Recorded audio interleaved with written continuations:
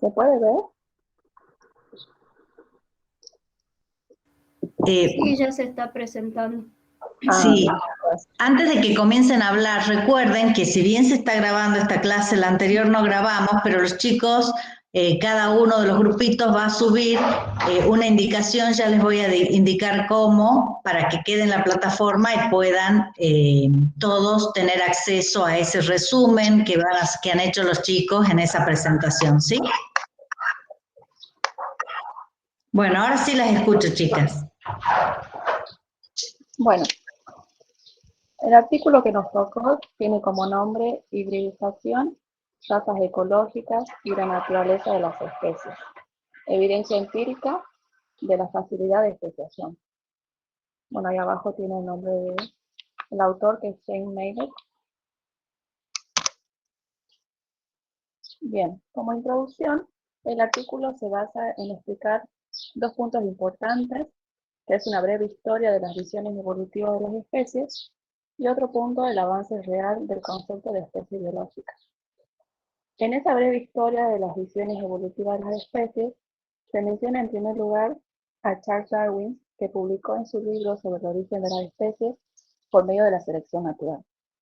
Este argumento tuvo una crítica duradera por parte de uno de sus partidarios, Thomas Huxley, que sostuvo que Darwin no había explicado completamente cómo la infertilidad entre especies podía resultar de la selección natural. Por otra parte, Alfred Wallace temía la teoría de que la evolución por selección natural no funcionaría para el bien de las especies, ya que la esterilidad estaba destinada a ser un rasgo desventajoso para los individuos. Y explicaba cómo la inviabilidad híbrida y la esterilidad podrían surgir por selección natural para proteger la pureza de la especie. Pero lo que Darwin pretendía era demostrar que la esterilidad no era el punto de especiación, sino que a menudo se asociaba con cruces entre especies, pero no proporciona una buena definición de la misma, porque hay casos de esterilidad e inviabilidad en cruce dentro de especies y a la inversa. Para Darwin, las especies se reconocen por lagunas consistentes en la morfología, pero forman parte de un continuo con variedades dentro de ellas, que no muestran tales lagunas. La evolución de estas brechas, que es lo que se llama hoy como especiación, Darwin opina que resulta de una selección divergente que lleva a la extinción de los intermedios. En esta figura se puede observar tres concepciones que se tienen sobre especie. En el gráfico A, la concepción de especie de Darwin.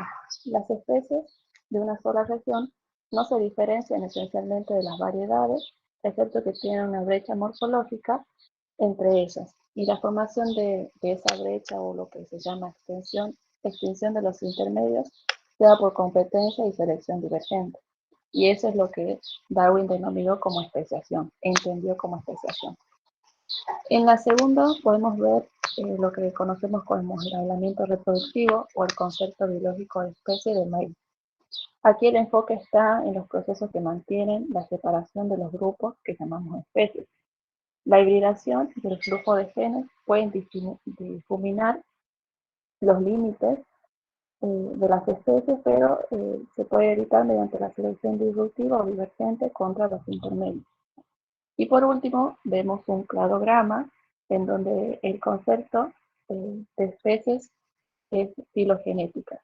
Y se reconocen dos tipos. En primer lugar, en donde las especies podrían ser definidas como grupos monofiléticos, y otras usar caracteres diagnósticos para poder denominar el concepto diagnóstico de especie.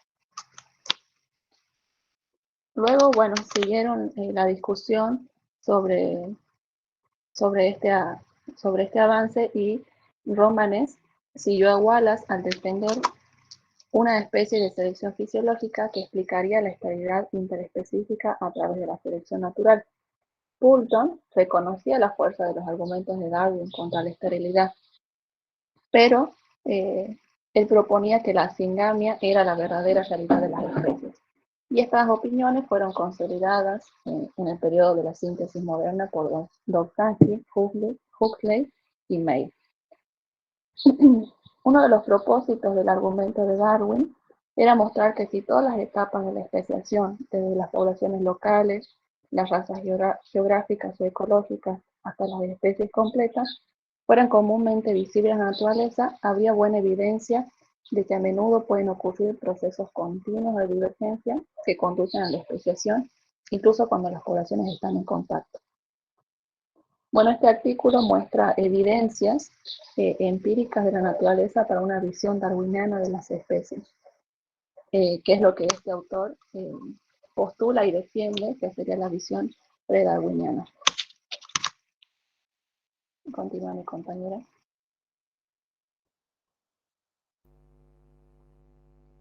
Bueno, ¿ahí me escuchan bien?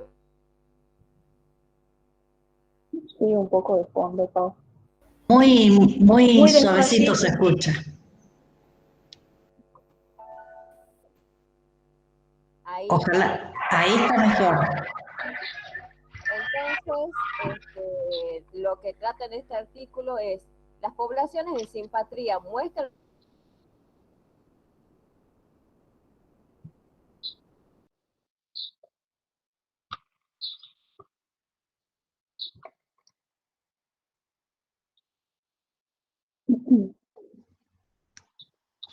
No se te escucha, o yo no escucho, no sé si es un problema de mi conexión. No, a mí también se me corta. Yo tampoco. Pamela, si te parece, podés salir y volver a entrar a ver si se mejora la conexión.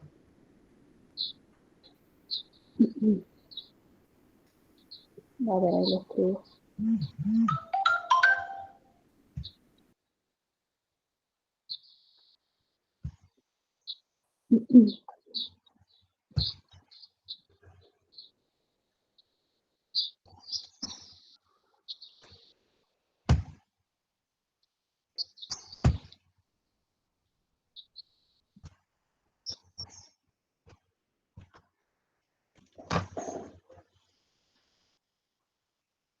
¿Estás presente, Paola? Perdió la conexión, profe. Sí, perdí la conexión, la esperamos un ratito. Sí, sí, sí. Bueno, mientras Paola ingresa,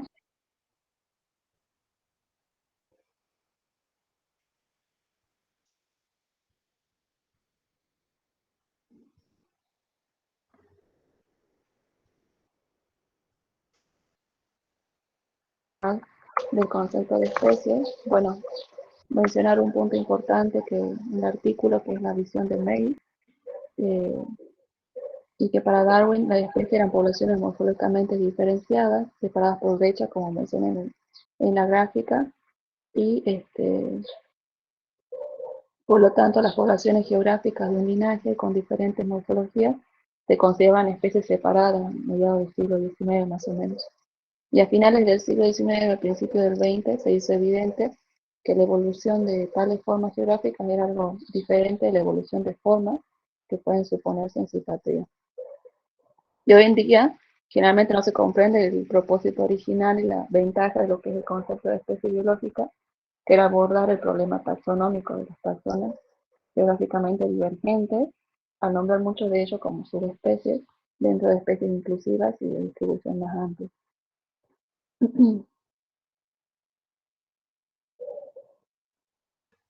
Bien, Victoria, lo que ocurre es que nosotros, y esto se ve claramente en el trabajo que ustedes están analizando, muchas veces tenemos prácticas o asumimos elementos, asumimos fenómenos que en realidad tienen una historia.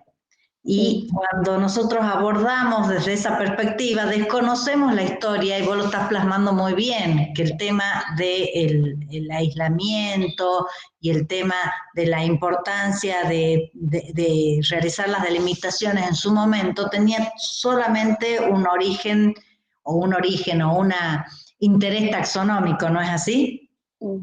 Nosotros tenemos un interés que va más allá de la clasificación, porque dijimos que las clasificaciones bien pueden ser arbitrarias. Ahora, nosotros lo que nos interesa, en el fondo, es saber si existen estas esencias llamadas especies. ¿No es así? Y es lo que hemos estado discutiendo al inicio de esta segunda parte de la materia. Bueno, qué pena que Pamela me parece que no pudo volver a ingresar. Yo la tengo presente. Sí, pero le mandé una foto donde dice perdiste la conexión de red intentando restablecer. Claro. Sí. Bueno, no sé si vos te animás a avanzar o preferís que la esperemos. Sí, no sé, pero es bastante largo el trabajo. La idea, recuerden que la idea es que hagan una síntesis, que no cuenten detalle a detalle. El problema, ¿cuál es el problema? Delimitar la especie. ¿Y cómo sigue de ahí en más? Pero corto, no necesitan explicar paso a paso. Imagínense que ustedes necesitan hacer un resumen para que sus compañeros lo entiendan. Por eso yo insistía en las 4 diapositivas para que ustedes digan, bueno, estoy obligado a reducir y qué es lo más importante de estos 4 elementos, ¿sí? Uh-huh.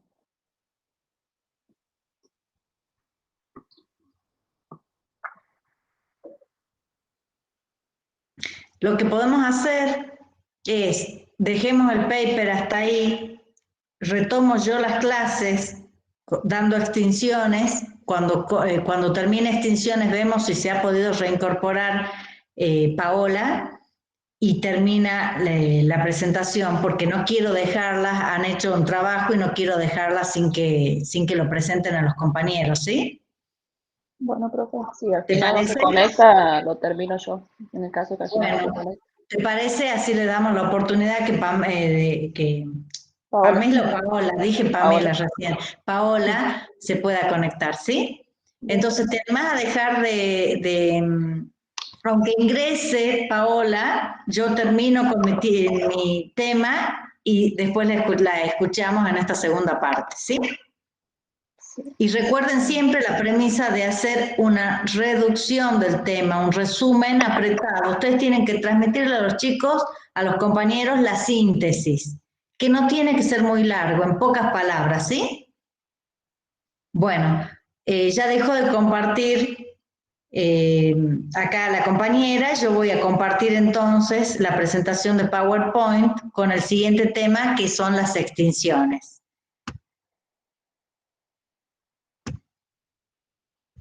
Voy a compartir pantalla completa porque estoy teniendo problemas con una ventana, así que si hay alguien que quiere ingresar, lamentablemente no le voy a poder dar el ingreso. Profe, Sí. Hola. Al Hola. final los estudios me los hago el jueves porque... Ah, muy bien, estás aquí, bueno. Estoy aquí, yo no tuve ingreso y todo. Buenísimo, no se preocupe. gracias. Bueno, perfecto, me facilita el trabajo. A ver.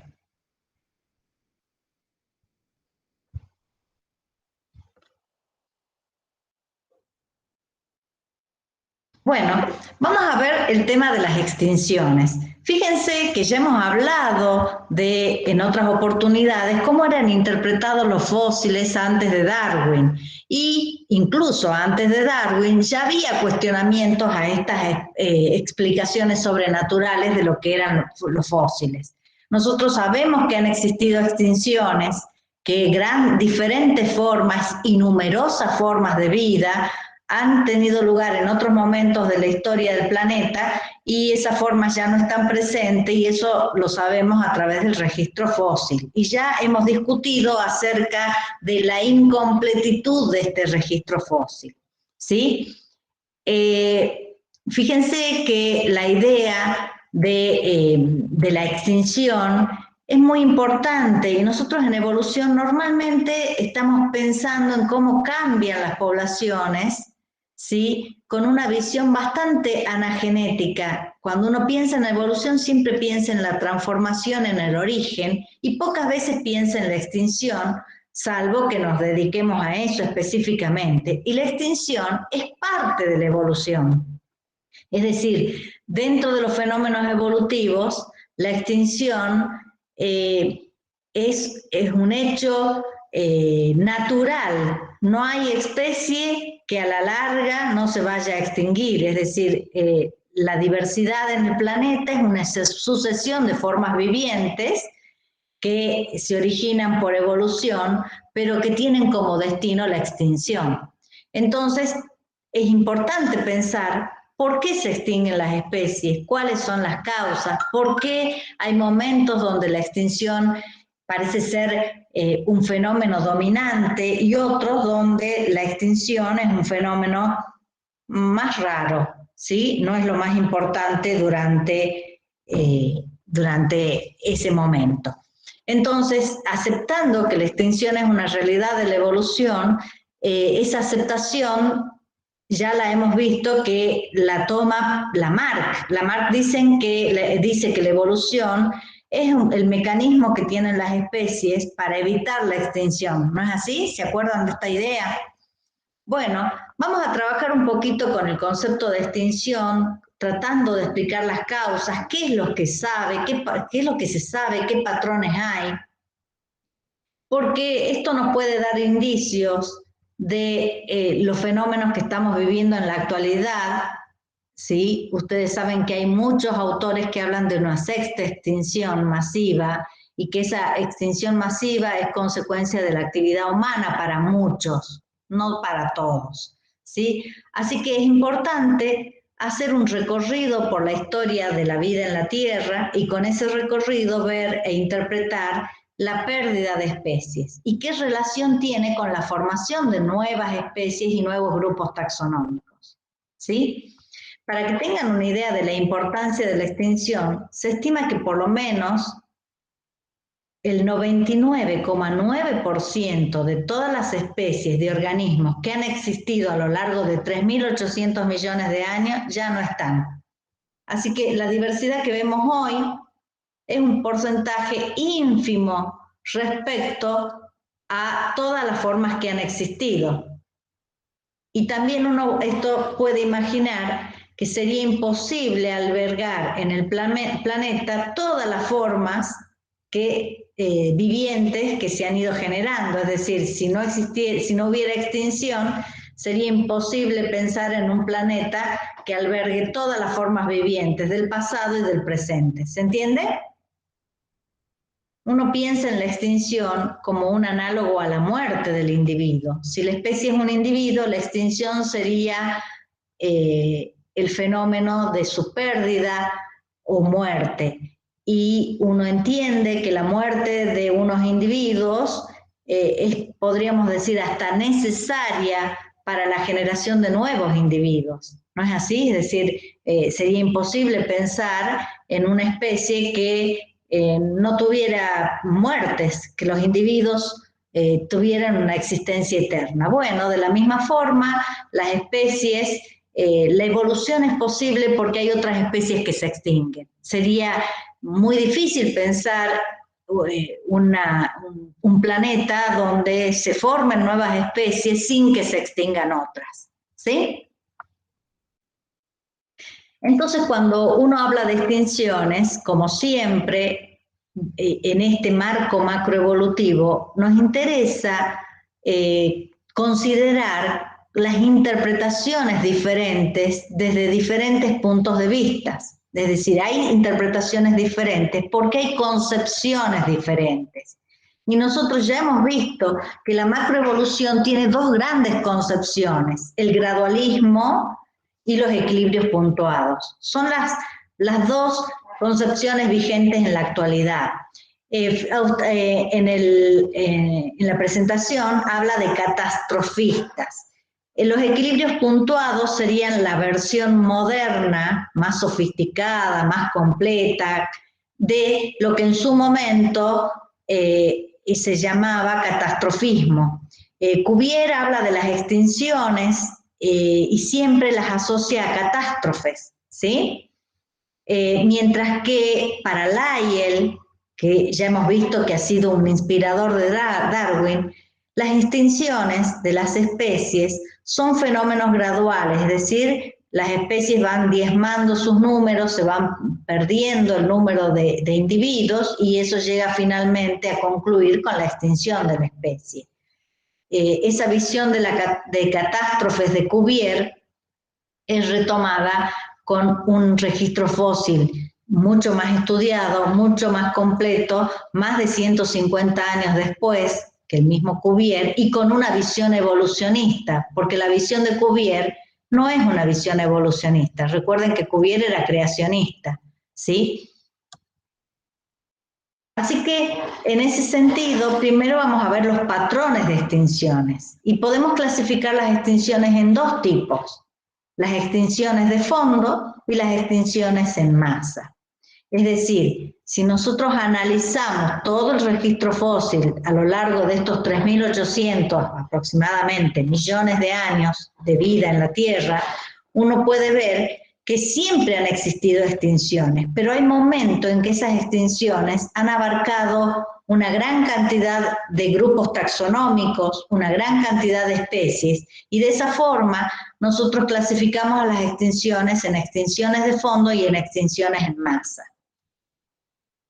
Cuando hablamos de extinciones de fondo, nosotros estamos prestando atención a un patrón donde la causa de la extinción es individual. Hay una especie que se extingue, ¿sí?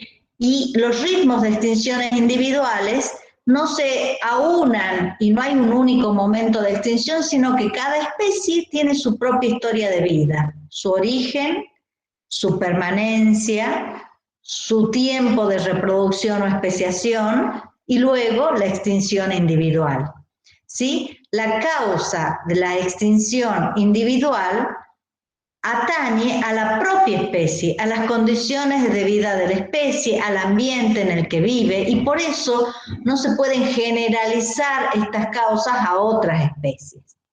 Durante las extinciones de fondo, lo que nosotros vemos es que el ritmo de extinción, ¿sí? Es un ritmo lento, unas especies se extinguen, otras nuevas especies aparecen, y entonces no podemos generar una explicación única para este fenómeno de extinción, y por eso hemos dicho que las causas son individuales. Entre las principales causas de las extinciones de fondo está la competencia entre las especies, ¿sí? Cuando Darwin escribe su libro, utiliza una metáfora que es la de la cuña. Para Darwin, el ambiente tiene una capacidad de soportar especies. Esas especies, nosotros diríamos hoy que las especies tienen su nicho, ¿no es así? Entonces, la metáfora de la cuña hace referencia a la idea de que podemos imaginarnos la Tierra o nuestro planeta como una superficie donde hay cuñas. Las cuñas, ¿sí? Serían la representación de cada especie.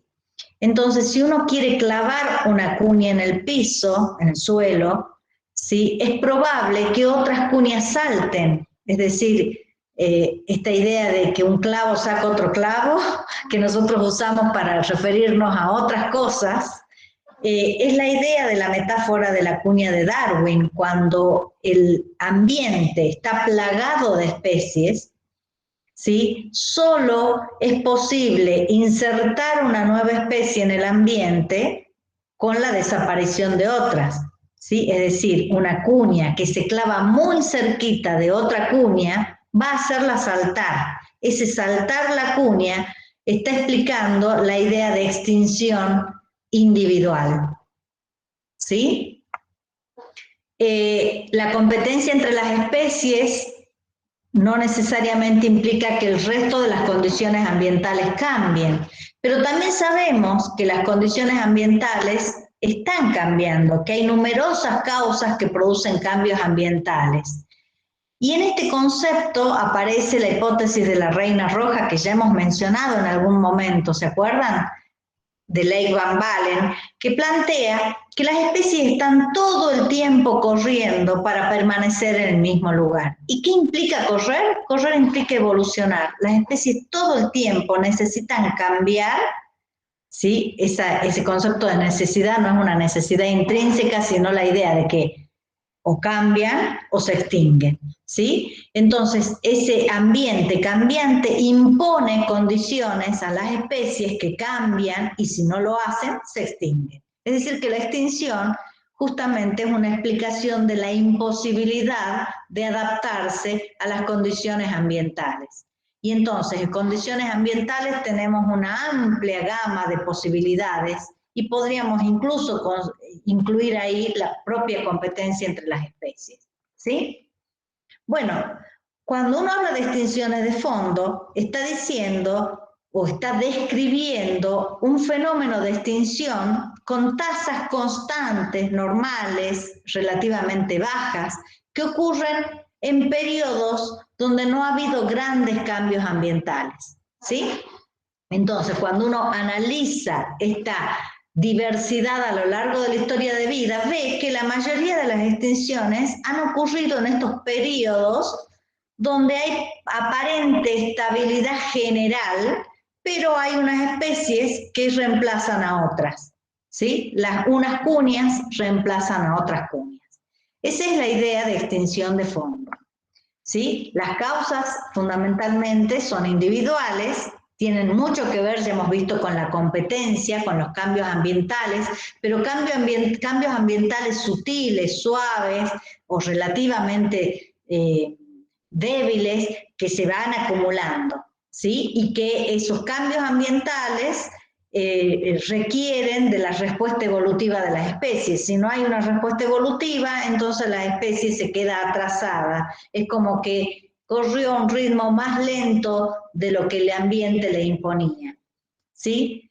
Entre otras causas de extinciones, se piensan que la evolución de depredadores es una causa importante, la presentación de parásitos y de enfermedades puede explicar seguramente muchas de las extinciones individuales. Fíjense que no es un fenómeno global, sino que son fenómenos particulares que describen la historia de vida de una especie, ¿sí?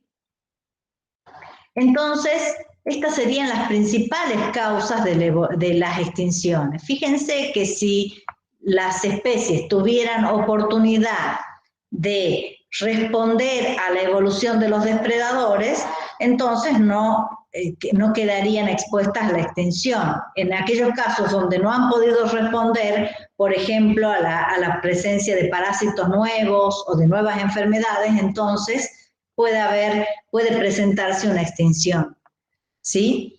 Cuando se habla de cambios en las condiciones ambientales, hay que distinguir cambios que pueden ser relativamente graduales, como por ejemplo el desplazamiento de los continentes. El desplazamiento de los continentes es un fenómeno continuo y relativamente gradual, es decir, los continentes se van moviendo unos pocos centímetros por año, ¿no es así?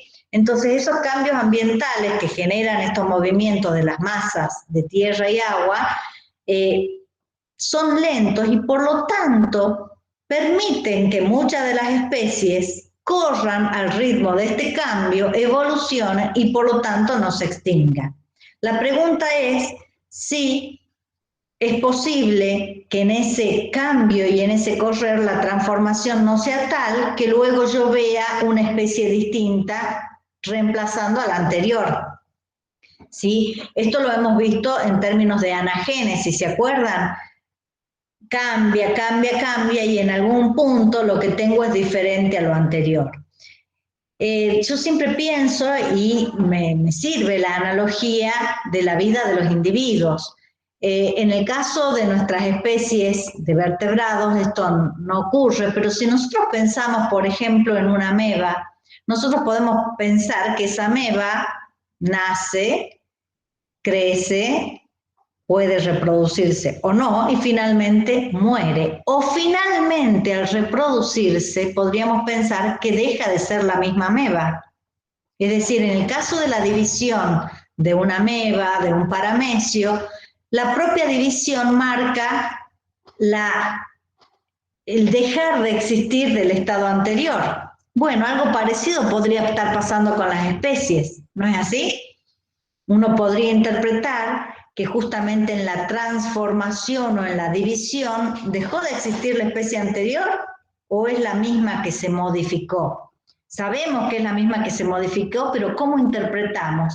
Bueno, nosotros seguimos muy condicionados por un concepto esencialista de especie y entonces pensamos que una especie deja de existir inevitablemente y pensamos menos en la posibilidad de que esa existencia no es la misma del estado anterior, pero tiene continuidad en su descendencia, ¿no es así?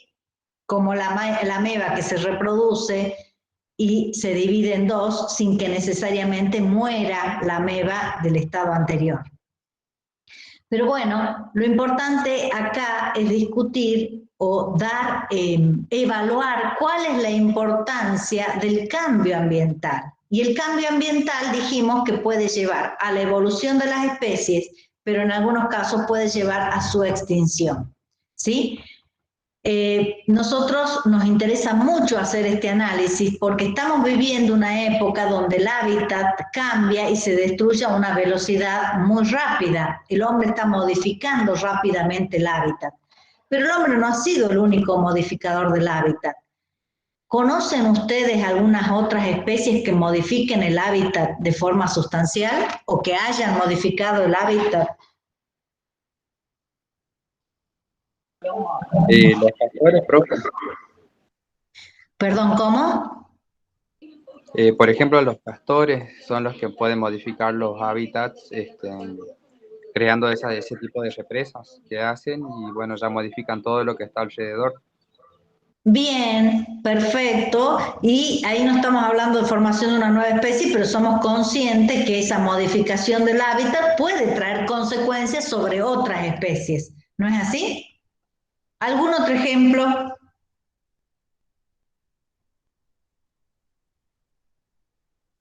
En las sucesiones ecológicas se ve claramente. Lo que pasa es que nosotros queremos distinguir una sucesión ecológica de un fenómeno evolutivo. ¿No es así? En las sucesiones ecológicas lo que vemos es reemplazo de unas especies por otras, pero no hay generación de nuevas especies. Bueno, el equivalente en términos evolutivos al reemplazo de las especies es la evolución y la extinción. ¿No es así?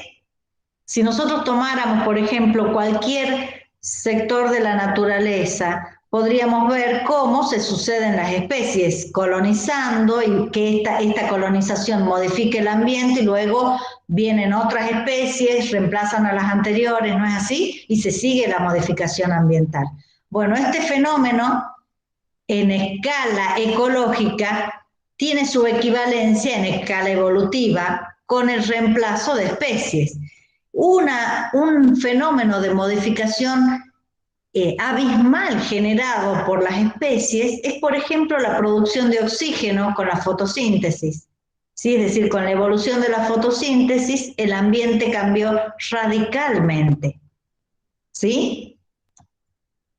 Bueno, también puede haber como explicación a las extinciones, estas de fondo, fenómenos locales. Por ejemplo, si hay especies endémicas, la erupción de un volcán puede ser la causa de una extinción. Nosotros hemos visto el año pasado, el anteaño pasado, sobre todo grandes incendios. Bueno, si hay especies endémicas, esos incendios podrían ser responsables de extinción de algunas especies de ubicación o de ocupación local, ¿sí? Ya hemos hablado del deslizamiento de los continentes, ¿sí? Ese deslizamiento de los continentes en algunos casos produce cambios graduales, pero en otros casos hay puntos de quiebre donde pueden generarse cambios drásticos. Si esos cambios drásticos son globales, es decir, no atañen a una isla en particular, a un lugar puntual, sino que ocurren simultáneamente en distintos lugares del planeta, es posible que generen cambios, extinciones que abarcan a muchas especies, no a unas pocas, y entonces estaremos hablando de extinciones en masa. ¿Sí? Bueno, ya saben ustedes que hay toda una explicación de cómo los continentes son placas que flotan sobre una capa líquida y que en ese flotar van cambiando de posición relativa y no solamente entran en contacto y se separan a lo largo de miles de millones de años, o de miles de años, digamos, de millones de años, perdón, sino que también el desplazamiento y las proporciones relativas de masas de agua y de tierra producen cambio en las corrientes oceánicas, en las temperaturas del planeta, es decir, que no es solamente el contacto o la falta de contacto de dos masas sólidas terrestres, sino también las consecuencias que trae aparejado, como ya les mencioné yo, respecto a la relación de masa acuática y masa de tierra, que cambia temperaturas, que cambia humedades relativas, que cambia los patrones de circulación de los vientos, del agua en los mares, es decir, hay una serie de consecuencias asociadas al deslizamiento de los continentes, ¿sí? Para que tengan una idea, el deslizamiento de los continentes es una constante en la historia de la Tierra, ¿sí? Y si nos remontamos a 225 millones de años, las masas terrestres se fusionaron en ese momento en una masa que se llama Pangea. Pero a partir de ahí comenzó también la división, primero en dos grandes continentes, la Eurasia y Gondwana, ¿sí? Y luego la subdivisión de estos continentes, ¿sí? Dando los continentes que nosotros tenemos en la actualidad. Y ese deslizamiento sigue ocurriendo, ¿sí? Muchas veces el deslizamiento explica fenómenos de terremotos de gran escala, cuando estas placas se chocan. Bueno, seguramente ustedes esto lo saben también desde otros contenidos que no sea evolución. Y entonces podemos suponer que es una constante el cambio ambiental. El tema es la intensidad del cambio. Cuando esos cambios ocurren de forma puntual y a la vez, podríamos decir, lenta, el fenómeno o la consecuencia sobre la diversidad son las extinciones de fondo, ¿sí? Y la evolución de las especies también es consecuencia de esto. Ahora, cuando este fenómeno es abrupto, el fenómeno de evolución es más lento, ¿sí? Y las especies no pueden responder con la misma velocidad a la destrucción generada por esos cambios abruptos, ¿sí? Por ejemplo, hay eventos de cambios de clima justamente asociados al deslizamiento de los continentes, ¿sí? Nosotros estamos viviendo en la actualidad y no hay acuerdo todavía entre los investigadores si los cambios que estamos observando en cuestiones climáticas tienen que ver con la actividad humana o es un fenómeno natural. Para muchos es un fenómeno natural de los ciclos que sigue la Tierra y para otros a ese fenómeno natural hay evidencias de que el hombre está sumando modificaciones por fundamentalmente el uso de combustibles fósiles, el uso de otras formas de combustibles que liberan dióxido de carbono, y yo no me voy a detener a hablar acá del cambio climático, ¿sí? Pero podríamos incluirlo acá y ver si lo que estamos haciendo está generando un fenómeno de extinciones de fondo o un fenómeno de extinciones mucho más amplio, y entonces deberíamos hablar de una posible sexta extinción en masa. Bueno, acá está representado rápidamente, ¿sí? Cómo se han ido modificando los patrones de agrupamiento y separación de las masas oceánicas, ¿sí? Desde, fíjense, 750 millones de años. Yo empecé acá hace 225 millones de años, ¿sí? Pero ya antes de eso ha habido modificaciones. En el relato anterior yo conté lo que pasó desde acá, desde Pangea, pero miren que previo a eso también ha habido movimientos de las masas continentales y por lo tanto la presencia de mares. Leí los otros días que se habla de que hay nuevos mares en estos movimientos. Ya les han dado denominaciones incluso a nuevos mares, ¿sí? Bueno, y comencemos a hablar de las extinciones en masa.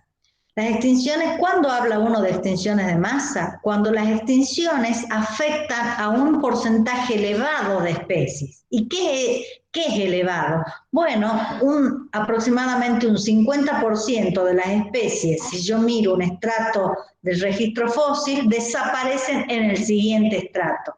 Y entonces yo diría que el límite entre esos dos estratos está marcado por una extinción en masa. ¿Se entiende? Ahora, ese límite entre los dos estratos, uno habla de un tiempo breve, pero cuando hablamos de tiempos breves en términos geológicos, estamos hablando a lo mejor de millones de años, de unos pocos millones de años, ¿sí? Así que esta idea del breve siempre hay que tenerla en cuenta en términos relativos con la duración de tiempo de un periodo donde hay pocos cambios aparentes.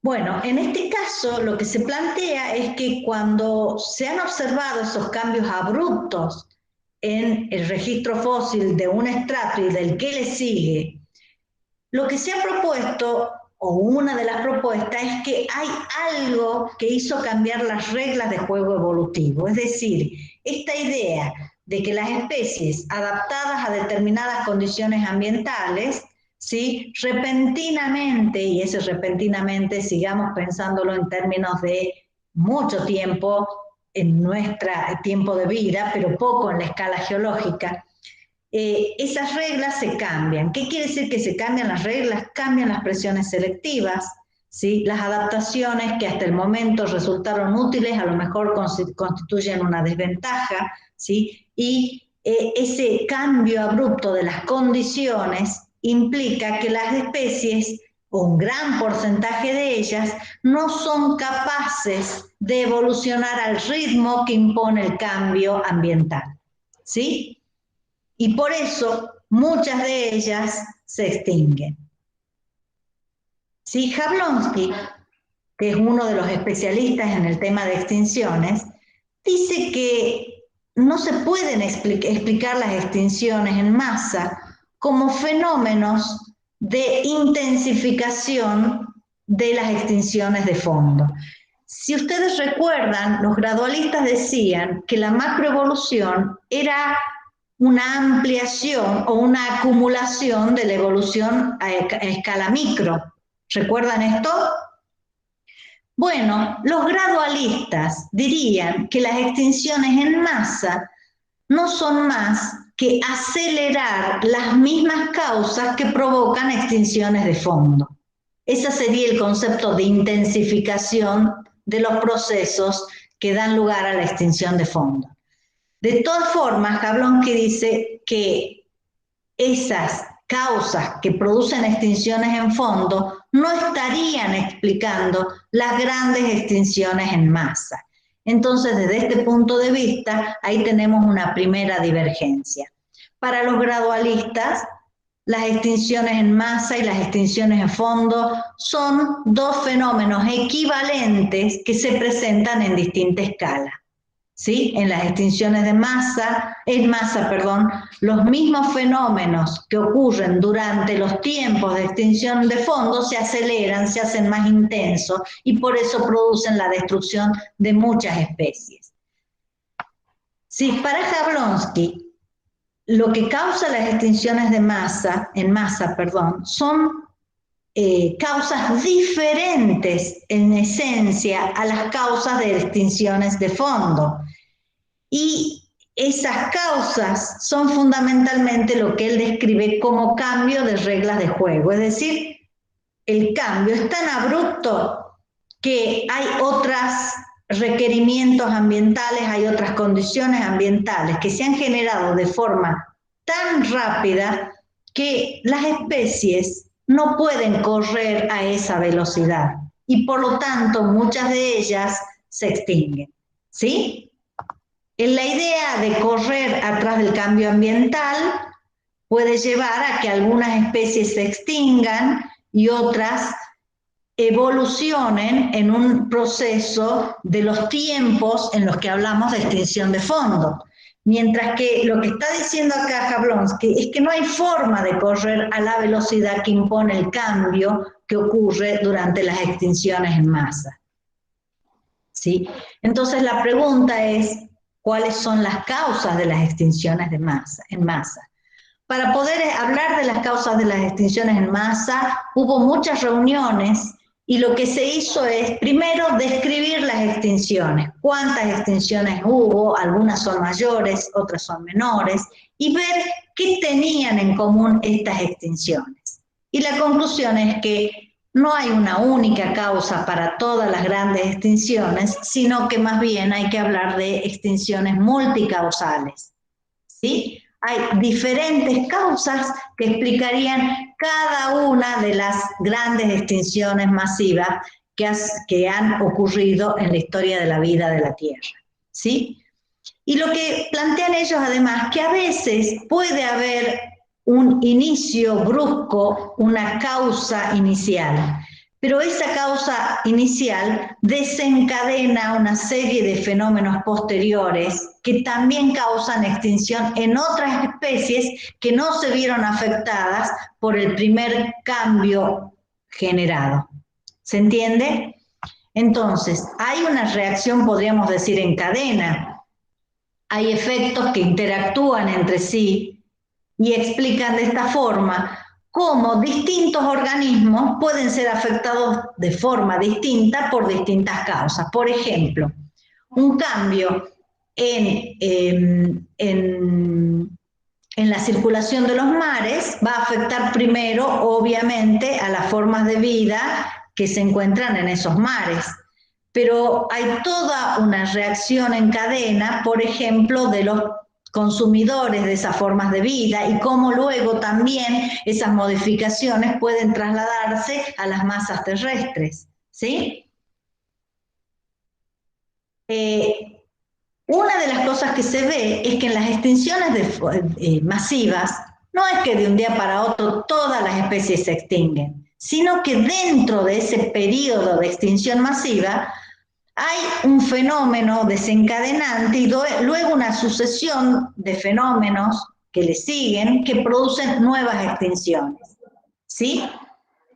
Entonces, para muchos autores es fundamental también describir los patrones de extinciones en masa. Para muchos hay dentro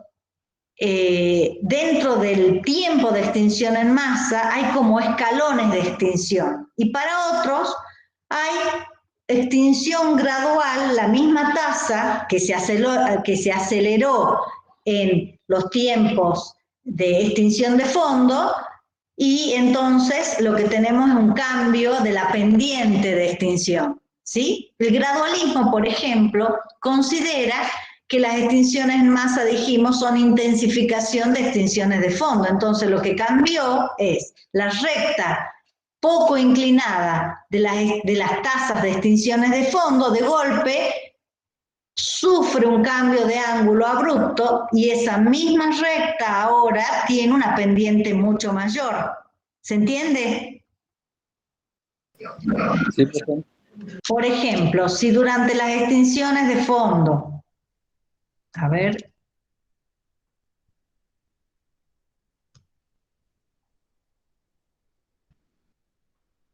esperen que voy a dibujar aquí mismo. Si durante las extinciones de fondo nosotros tenemos esta pendiente, esa pendiente sería la tasa de extinción,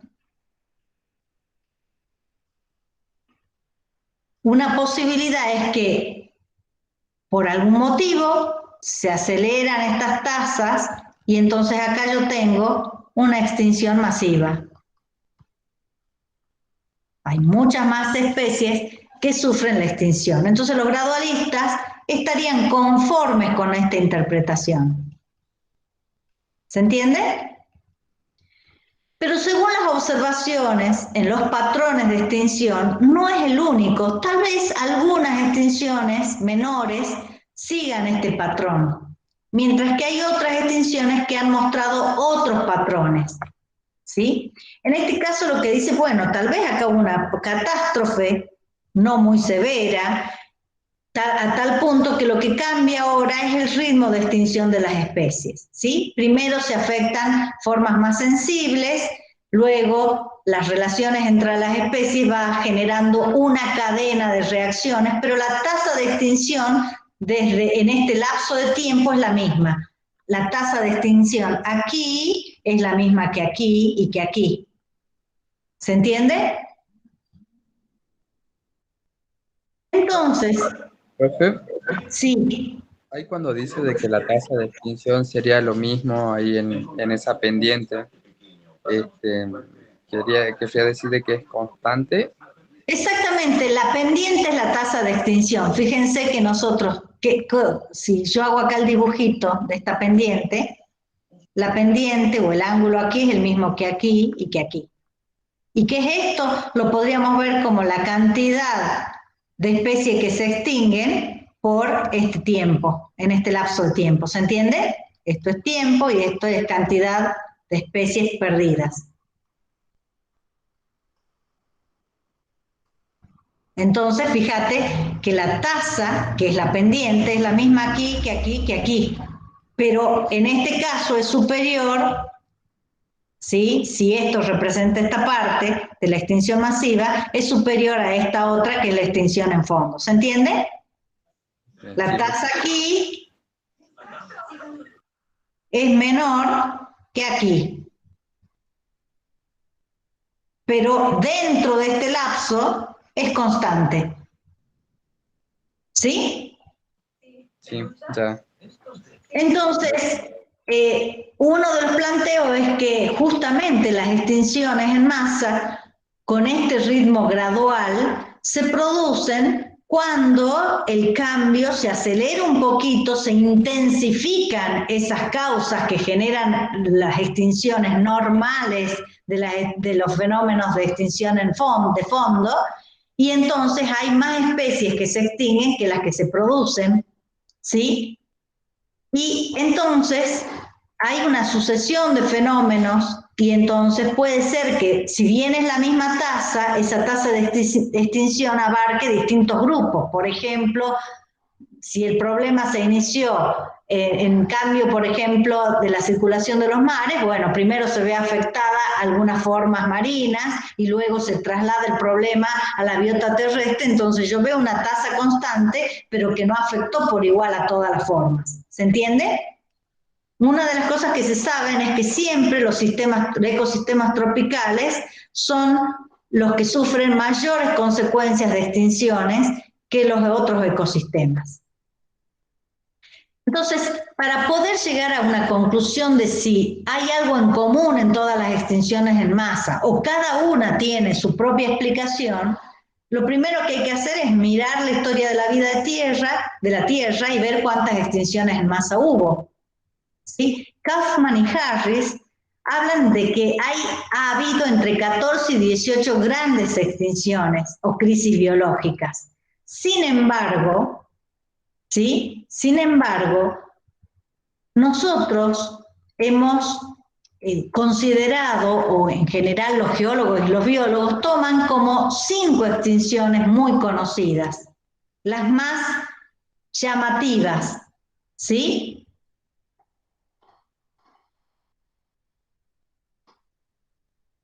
Acá me está faltando una, que es la de finales del Cámbrico, pero también tenemos en el Ordovícico, Devónico, Pérmico, Triásico, Cretácico, ¿sí? Donde se han ido extinguiendo distintas formas de vida. Fíjense que uno dice, ay, qué justo se extinguieron acá las formas de vida. No, lo que pasa es que los estratos la forma en que clasificamos los periodos de la Tierra, está basada en las formas que se encuentran en esos depósitos, ¿sí? Entonces, cuando se ve un cambio entre un estrato y el otro, se le ha dado un nombre distinto, Y por eso es que es obvio, las extinciones coinciden con los finales de los periodos. ¿Se entiende? Bueno, acá los tenemos representados. Fíjense, cuando hablamos de Fanerozoico, hablamos de las formas vivientes más visibles, porque han alcanzado un tamaño de una morfología superior, de una morfología de mayor tamaño, y esto tiene mucho que ver también con la capacidad de detectar los fósiles. Antes de 600 millones de años era difícil poder detectar los fósiles. Bueno, hoy hay muchas técnicas directas e indirectas que hacen evaluar la vida de hace más de 600 millones. Es decir, ya llegamos a la posibilidad y se han encontrado formas vivientes de unos 3.800 millones de años, ¿sí? Bueno, fíjense, ¿qué estarían representando estos sectores? Estas zonas, estos valles.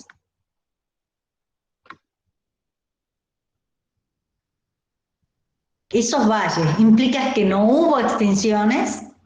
Esos estarían representando una pérdida de especies masivas, de familias, como dice ahí, que ahí estarían representadas. Bueno, ¿vos decís que las pérdidas masivas están en estos sectores? Ah, no, es al revés, en los picos están eso. Al revés, fíjense que acá no es que no hubo extinción, porque si uno lo mira rápido diría, tenemos la misma cantidad de familias. No, esta es pérdida de familias por millón de años. Durante las extinciones de fondo hay esas pérdidas, ¿sí? Pero hay algunos lapsos de tiempo, aquí, acá, que muestran estos picos que claramente están indicando que hay un aceleramiento abrupto en las tasas de extinción. ¿Se ve? Sí, profe. Esas son las 5 principales extinciones que se reconocen, pero como les decía, Kaufman y otros autores hablan de muchas más, que serían picos pequeñitos que hay aquí. ¿Sí? Bueno, para que tengan una idea, ¿sí? A finales del Ordovícico se perdió un 26% de las familias. Del lado izquierdo tienen la pérdida en familias y del lado derecho la pérdida de especies. Miren qué interesante. En todas hubo una gran cantidad de pérdidas de especies, pero no en todas hubo igual proporción de pérdidas de familias. Desde el punto de vista de la diversidad, la pérdida de familias, ¿sí?, es muy importante porque implican formas de diversidad que ya no quedan representadas, mientras que la pérdida de especies pueden ser especies muy similares entre ellas, ¿sí? Por eso se habla de que la peor extinción es la de finales del Pérmico, ¿sí? Esa extinción ocurrió hace unos 250 millones de años y generó una pérdida muy grande de familias, es decir, muchas formas vivientes que ya no están y muchas especies de estas familias y también de otras familias que no se extinguieron. Miren acá qué porcentaje altísimo en pérdida de especies. Mientras que las otras extinciones llevan a gran pérdida de especies, pero no se perdieron tantas familias. O sea, quedaron menos familias y cada una de ellas con menos especies, pero algunas familias siguieron representadas. Bueno, miren, acá tienen un listado, fíjense que acá hay más de 5 extinciones importantes. Se está empezando a trabajar mucho con estas extinciones, la del precámbrico superior. ¿Y por qué? Bueno, porque recién ahora, y hablo de ahora, en realidad no es hoy, sino hace entre 20 y 30 años, se han encontrado registros, ¿sí?, de fósiles del Cámbrico, del inicio del Cámbrico, del precámbrico superior en este caso, ¿sí?, donde habría fundamentalmente formas blandas, y por eso era tan difícil detectar las extinciones en esos casos, ¿sí? Así que las más descritas son estas, no porque no haya habido otras antes, sino porque en términos, primero hay que encontrar yacimientos que tengan más de 600 millones de años y luego poder ver el cambio en la diversidad de las formas vivientes entre esos dos estratos, ¿sí? Miren, en el Precámbrico superior, por ejemplo, hoy que se puede estudiar fósiles tan pequeños como unicelulares, se ve la pérdida de diversidad de fitoplancton. Ya en el Ordovícico ya teníamos formas obviamente pluricelulares, ¿sí?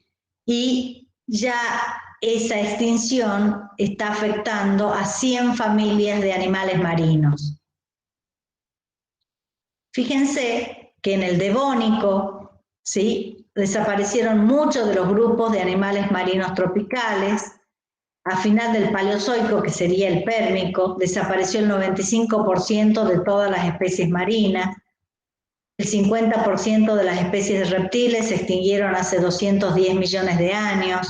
Y otra extinción importante es la extinción en donde aparecen, mejor dicho, en donde desaparecen los dinosaurios, con una extinción no solo de dinosaurios, sino de muchas otras especies, ¿sí?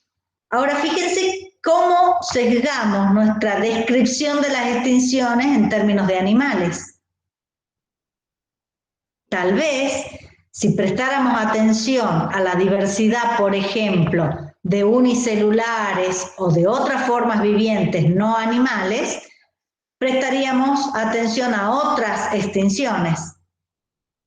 Pero obvio que estas extinciones han sido descritas por lo conspicuo, por lo llamativo, por la posibilidad de quedar registrada en forma de fósiles, esas pérdidas, ¿sí? Bueno, fíjense que en el Cámbrico, ya ahora si miramos con detalle, no hay una única extinción, sino que hay una o dos extinciones, ¿sí? En el Ordovícico, por ejemplo, se extinguieron formas que eran dominantes hasta ese momento, como los graptolites y los trilobites, para que tengan una idea, ¿sí? La del Silúrico, que fue la era de los peces, es una extinción menor. Y así, fíjense, a mí siempre me llama la atención nuestro sesgo para describir todo en términos de los animales, ¿sí? No quiere decir que no se hayan afectado formas de plantas o de otros reinos o incluso dominios. Simplemente lo que estoy diciendo es que es lo más fácil de ver. ¿Por qué?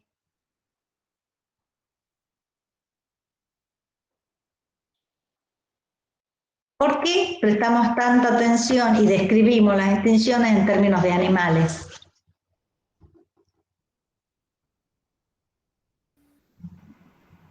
Porque son organismos grandes. O sea, son Porque organismos son grandes. ¿Por qué más? porque se han tienen conservado estados- mejor. Porque la mayoría de ellos tienen al menos algunas partes duras, muchos de ellos tienen endoesqueleto, otros exoesqueleto, o al menos algunas partes duras que puedan quedar registradas, ¿sí? ¿Y las plantas? Y de las plantas no hay tanto registro, lo que queda son como impresiones en piedras. Bueno, hay impresiones, pero también hay fósiles de plantas, ¿sí? Yo pienso que tiene más que ver con nuestro sesgo en la visión, porque desde que las plantas tienen fibras, por ejemplo, ¿sí? Fibras que tienen que ver con los vasos de conducción, o sea, desde que han evolucionado estos tipos de moléculas y estas estructuras, las plantas fosilizan. El tema es a veces en la dedicación tal vez que se les ha prestado a uno y otro, ¿no? O en la actualidad, por ejemplo, hay mucho trabajo sobre fósiles de plantas mirando los granos de polen, que antes no se hacía. Entonces, tal vez con el tiempo, con una mirada un poco más amplia que atienda no solamente a los animales, sino a otras formas de vida, se describan mejor estas extinciones. Ahora, se supone que si se extinguieron estos animales, seguramente también se vieron afectadas, ya sea antes o después, formas de vida no animales. ¿No es así? Pero bueno, los tiempos geológicos están descritos de esta forma.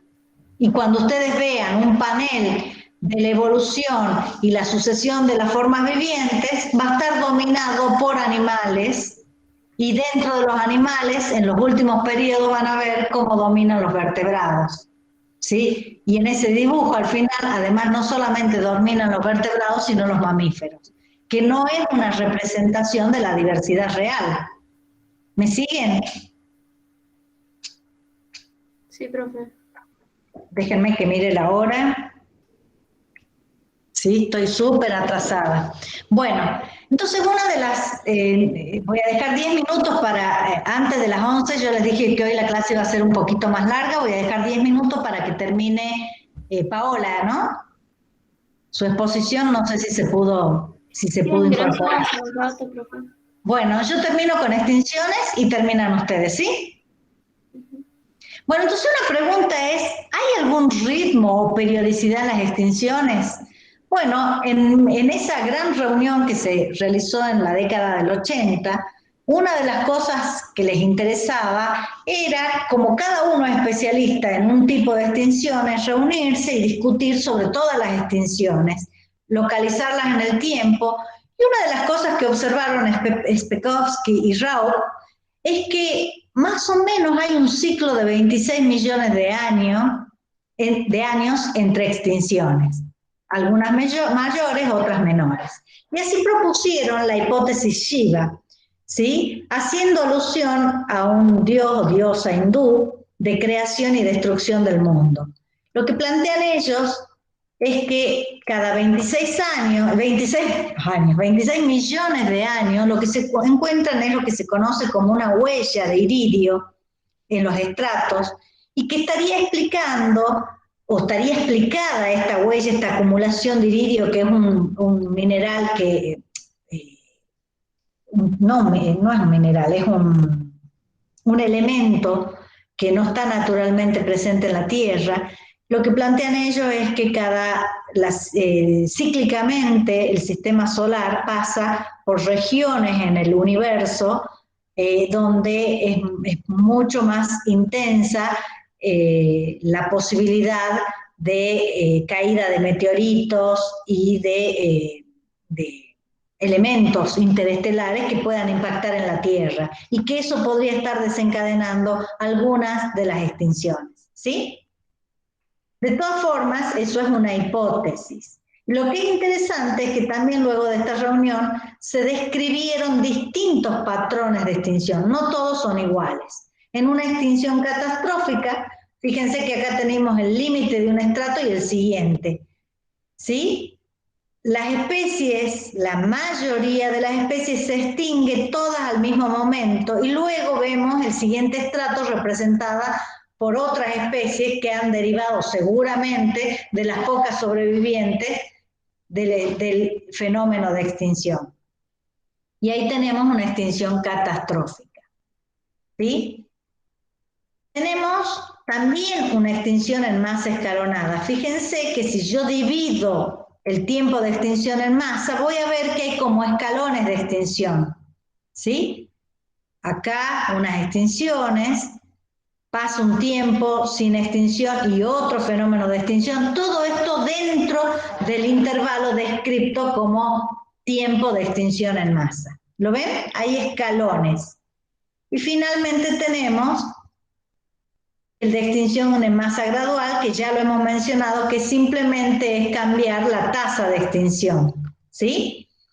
Entonces, fíjense que lo que estamos viendo acá podría estar explicando o podría adscribirse a las interpretaciones de gradualistas y de los equilibrios puntuados. Recuérdense que los equilibrios puntuados plantean que la evolución de las especies ocurre en momentos de puntuaciones que son de cambios rápidos y en otros momentos hay estabilidad de las especies sin cambio morfológico. Bueno, podríamos pensar que tal vez esos fenómenos de puntuaciones están asociados inmediatamente después o durante las extinciones en masa. Algunas especies se diversifican rápidamente y otras se extinguen. O tal vez la extinción de unas dé lugar a la evolución rápida de otras. ¿Se entiende? Entonces, vamos a ver, para ir terminando con este tema, cuáles son las características de la especie o de las especies o de los grupos taxonómicos, si lo quieren hacer más amplio, que predisponen a una extinción. Bueno, una de las principales causas es la distribución restringida, es decir, yo tengo una especie que está en un solo lugar, es mucho más probable que se extinga que si está presente en una distribución muy amplia. También la extrema especialización. Nosotros fíjense que cuando se catalogan a las especies como si están o no en riesgo de extinción, una de las cosas que se observan es si hay especialización en el uso de los recursos y del ambiente. ¿Sí? Mientras más especializada es una especie, más riesgo corre de extinguirse, porque cualquier fenómeno que afecte a las especies de las que depende, o al ambiente del que depende, más va a afectar su supervivencia. ¿Sí? La conducta está dentro de esa especialización. ¿Qué es lo que hacen los organismos? Si son muy especialistas en sus conductas, tienen más riesgo de extinción. Lo mismo ocurre con las estructuras. Fíjense, por ejemplo, ¿por qué durante tanto tiempo hemos hablado del riesgo de extinción del oso panda? Por tomar un ejemplo que es universalmente conocido. Ahora lo han sacado de la lista de riesgo de extinción. Porque es especialista en comer bambú y estaban, ¿cómo se dice?, talando o ocupando todos los bosques de bambú. Exactamente. Entonces uno dice, si el área donde vive el panda no solamente está restringida, sino que ahí se encuentra su único alimento, obvio que corre mucho riesgo de extinción. Y en especies locales, ¿hay alguna especie que también sea especialista y que corre riesgo de extinción? Nos vayamos desde este ejemplo universalmente conocido a alguno de interés local.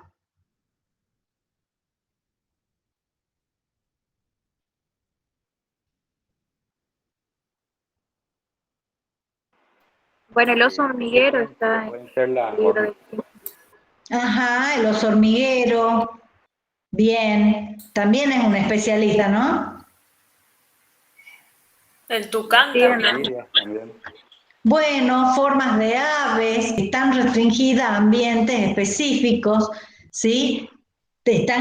Podrían correr riesgo de extinción. Entonces, fíjense que estas cosas están relacionadas con la especialización y con la distribución. Es decir, ¿dónde encontramos oso hormiguero? Y bueno, no en cualquier lugar, son hábitats específicos, ¿no es así? Y lo mismo pasa con los tucanes, aunque estamos viendo cómo se desplazan los tucanes, ¿no? Se está viendo, hay un trabajo muy lindo de cómo la cultura humana está generando cambios evolutivos en muchas especies. Y entonces hay un registro de más de 70 especies que han cambiado su modo de vida con la formación de las ciudades. Es decir, a especies que vivían naturalmente en ambientes, hasta no hace mucho, en ambientes vírgenes, podríamos decir, de la actividad humana, cómo han empezado a desplazarse hacia las ciudades y han cambiado sus hábitos. ¿Sí? Bueno, hay distintas causas de las extinciones en masa cuando se miran estos patrones. Hay causas intrínsecas, por ejemplo, cuando hago referencia a intrínsecas, digo a fenómenos que atañen a la Tierra exclusivamente. Por ejemplo, el movimiento de las masas continentales, los episodios orogénicos, entre ellos el surgimiento de cordilleras, la generación de volcanes, la unión, por ejemplo, de continentes o la separación de continentes pueden ser causas consideradas intrínsecas, ¿sí? Una causa intrínseca también es la composición atmosférica. Ya hemos hablado de la acumulación de oxígeno en algún momento o los cambios en el pH marino, ¿no es así? O los cambios en el nivel del mar, es decir, hay una serie de causas que tienen su origen en el propio continente. La reversión de los polos magnéticos, que se ha verificado en varios momentos asociados a las extinciones, las glaciaciones, bueno, son fenómenos intrínsecos, pero también hay causas extrínsecas. Y entre las causas extrínsecas se habla de los cambios que puede generar en nuestro planeta explosiones solares gigantes con gran cantidad de radiación, la proximidad de una supernova, el impacto de meteoritos. Esto último es bastante conocido por la hipótesis de Álvarez y Álvarez sobre la caída del meteorito en la península de Yucatán, que hoy se entiende como la principal causa o la mejor hipótesis para explicar la extinción de finales del Jurásico, ¿sí?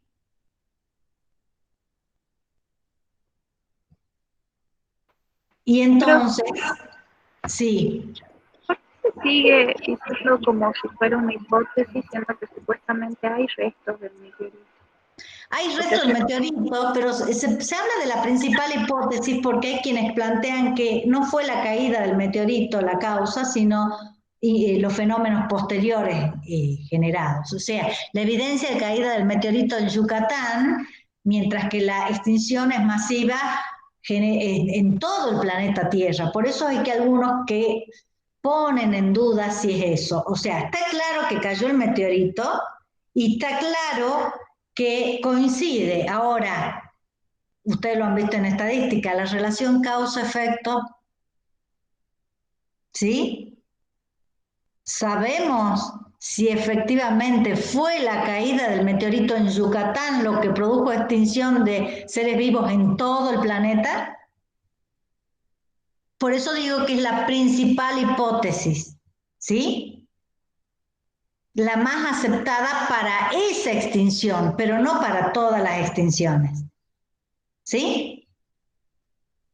Bueno, este fenómeno, por ejemplo, de la hipótesis de Shiva, de que la Tierra atraviesa sectores donde hay cúmulos de meteoritos y asteroides que pueden caer y causar extinciones de distinto grado. ¿Sí? Esto tiene que ver con el desplazamiento en el plano galáctico. Y así que ya sabemos que las causas no son únicas, que las causas pueden unas suceder a otras. Por ejemplo, muchos dicen, bueno, no fue el meteorito el que produjo la extinción, sino que como consecuencia de la caída del meteorito, ¿sí? Muchos plantean de lo que ocurrió fue un oscurecimiento durante mucho tiempo de la Tierra sin recibir radiación solar. Esto llevó a la pérdida de las fuentes fotosintetizadoras y entonces se sucedió una serie, una cadena de eventos que llevaron a la extinción de muchas especies, pero otras sobrevivieron y otras incluso aprovecharon, podríamos decir, la oportunidad generada por la desaparición de estas grandes especies, generando una gran diversificación, como se conoce para el caso de los mamíferos. Ustedes saben que los mamíferos se diversificaron a continuación de la extinción de los dinosaurios, pero los mamíferos existían desde hacía muchos millones atrás. ¿Por qué se generó la diversificación en un momento y no antes? Muchos lo plantean como la consecuencia de la gran cuña de estas formas vivientes que desapareció, ¿sí? Y entonces fíjense que esta causa de extinción obviamente no fue negativa para todas las especies, para algunas significó la posibilidad de radiar, ¿sí? Bueno, entonces muchos plantean si las extinciones no son importantes o son importantes en la evolución posterior. Las extinciones para muchos están pautando cómo sigue la evolución posterior. ¿sí? Entonces una cosa que interesa saber es, bueno, ¿cuáles son las características de las especies que favorecen que sobrevivan a estos eventos de extinción masivos? Así como había causas que favorecían la extinción, hay causas que pueden colaborar o contribuir a que una especie sobreviva a una extinción. Los generalistas ecológicos, los generalistas tróficos, los oportunistas, ¿sí? Por ejemplo, se habla de que los mamíferos que sobrevivieron a ese gran periodo de extinción eran oportunistas y además generalistas, ¿sí? Hay especies que se llaman desastres, es decir, especies que están justamente adaptadas adaptadas a la supervivencia en condiciones críticas, ¿sí? Por eso las llaman especies desastres, ¿sí? Pobladores de hábitats protegidos, emigrantes en tiempos de crisis, es decir, son características de las especies que pueden contribuir a que sobrevivan. Especies refugiadas, mecanismos de supervivencia reproductivos, por ejemplo, formar esporas, la reproducción asexual, reproducirse mucho. Hay una serie de características que podrían evitar la extinción, ¿sí? También hay otras, podemos sumar otras estrategias. Fíjense las características ontogenéticas, ¿sí? Es decir, si hay mecanismos que puedan alterar el desarrollo de los organismos, como la neotenia o la progénesis. Ya después vamos a hablar de eso, de la neotenia, seguro que saben qué es, ¿no? ¿Qué es la neotenia?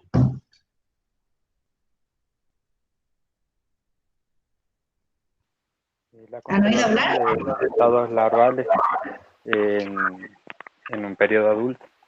Exactamente, es decir, la neotenia se presenta cuando un organismo con características infantiles, podríamos decir, o larvales, adquiere capacidad reproductiva, es decir, se reproduce con los rasgos de un infantil o de una forma larval, ¿sí? Entonces, tal vez esas características puedan ayudar a la supervivencia o a modificar los tiempos del desarrollo. Ustedes saben que hay muchas especies que pueden cambiar su tiempo de desarrollo en función de las condiciones ambientales, ¿sí?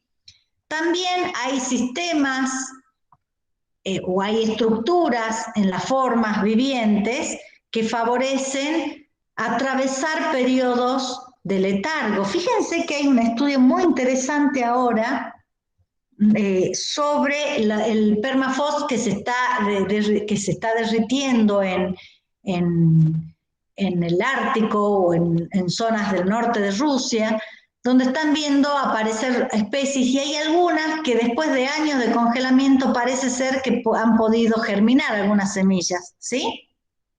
¿Han leído algo de eso?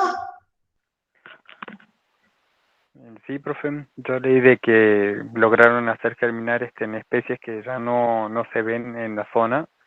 Exactamente. Incluso algunos grupos de Brassicaceae. Exactamente, fíjense qué interesante, si esas especies tienen la posibilidad de mantener esos embriones latentes en condiciones extremas, bueno, son especies que pueden, podríamos decir, sobrevivir a una extinción y a lo mejor vemos como extintas y después reaparecen. Después vamos a hablar de las que se llaman especies Lázaro. ¿Quién es Lázaro? Dentro de la historia bíblica. El amigo de Jesús que lo resucitó, que lo revivió. Vuelve de los muertos. Exactamente, bueno, uno cuando habla y últimamente he leído muchos artículos de revive una especie que estaba extinta. No estaba extinta, estaba declarada extinta. Si estaba extinta no revive, ¿no es así? Pero bueno, se está hablando mucho de ese tema, se están viendo algunas especies que se consideraban extintas que están apareciendo individuos en edad reproductora. Hay una explicación para ese fenómeno y es obviamente el tamaño de la población. En cuanto la población se incrementa, es posible empezar a ver especímenes. Otra explicación es que quedan refugiados en lugares particulares o que con el avance de la destrucción del hábitat, esas especies que vivían en lugares únicos están emergiendo y saliendo a explorar otro tipo de ambiente y por eso las detectamos. Pero desde el punto de vista de los fósiles y de las extinciones, nosotros podemos pensar que hay ciertos rasgos biológicos en algunas especies que podrían favorecer que no se extingan definitivamente, sino que queden a lo mejor pocos individuos que luego, a partir de ellos, puede haber un resurgimiento de la especie y, ¿por qué no?, la diversificación posterior. ¿Sí? Profe, ¿podría ser como las cualidades de las especies R estrategas que vemos? Bueno, podría ser, si son R estrategas, que tengan más posibilidades de sobrevivir en una extinción que un K estratega, por ejemplo. ¿Sí? Sí. Fíjense que también hay muchos estudios. ¿Se acuerdan que nosotros hemos hablado del tamaño efectivo? Y yo les conté que es muy importante mirar la variabilidad. Bueno, parece ser que hay algunas especies que toleran y que pueden aguantar más tamaños efectivos pequeños que otras. ¿Sí? Es decir, pueden sobrevivir como especie aun cuando su variabilidad es pequeña. Muchos lo que plantean es que en esas especies probablemente ya se han eliminado todos los genes deleterios previamente. Y entonces los que quedan son genes adaptativas y tal vez esa especie con un N pequeño hoy luego acumule variación y pueda sobrevivir un tiempo más largo. ¿Se entiende? Sí. Bueno, ya hemos visto que hay algunos grupos que parecen evolucionar más rápido que otros. Miren lo que hemos visto con los peces cíclidos. Entonces, la familia de los cíclidos va a ser una familia, y yo hago la hipótesis, poco susceptible a las extinciones. ¿Por qué? Porque diversifica tan rápido que a lo mejor, ante un fenómeno de extinción masivo, alguna de esas especies quede. Y la familia va a seguir representada. ¿Se entiende? Mientras que una especie que evoluciona lentamente, imagínense cuando nosotros hablamos de los celacantos, y hay pocos celacantos en la actualidad, y los que conocemos han conservado muchas de sus características con poca modificación. Bueno, es probable que esa especie o ese grupo taxonómico sea más susceptible a una extinción posterior, ¿sí? A un fenómeno que causa extinciones. Bueno, las especies cosmopolitas, ya hemos hablado que aquellas que se distribuyen ampliamente y que además pueden ocupar distintos tipos de ambientes. Esas especies tienen más probabilidades de sobrevivir. Las especies que hacen relaciones simbióticas y cuya dependencia de otros organismos digamos que requieren o que utilizan recursos provistos por otro organismo, pueden ser más, es más factible que sobreviven ante una situación de crisis. ¿Sí? Supongo que esto lo han deducido de los estudios, por ejemplo, de formas vivientes en las profundidades mamíferas, donde hay muchos casos de quimiosimbiosis o de incluso algunas fosas marinas o algunos lugares que son muy particulares y con formas de vida muy especiales y que parecen antiguas en función de los análisis del ADN que se han hecho, ¿sí? Bueno, también la composición esquelética parece ser una cuestión muy interesante en términos de supervivencia. Las estructuras con carbonato de calcio reaccionan mucho más con el cambio de la composición química del agua y por lo tanto esas especies se van a extinguir con más probabilidad que si tienen un esqueleto formado por sílice, fosfato, como es el caso de muchas de las esponjas, ¿sí? Y finalmente, la suerte. Vamos a repetir una y otra vez la importancia de la contingencia. La contingencia no es nada más que el azar acumulado. Un fenómeno de azar tras otro, llevan a un resultado final impredecible. ¿Sí? Bueno, ¿qué pasa luego de una extinción? Bueno, luego de una extinción, tengo 5 minutitos más, ¿sí? Hay varias fases. Hay una fase tardía de la extinción, hay una fase de supervivencia y una fase de recuperación, que acá las tenemos representadas. Les dejo mirando este gráfico y pensando cómo me lo explicarían a mí, ¿sí? Mírenlo 5 minutos y a ver quién se anima a explicarlo y habrá muchos que puedan ayudarlo.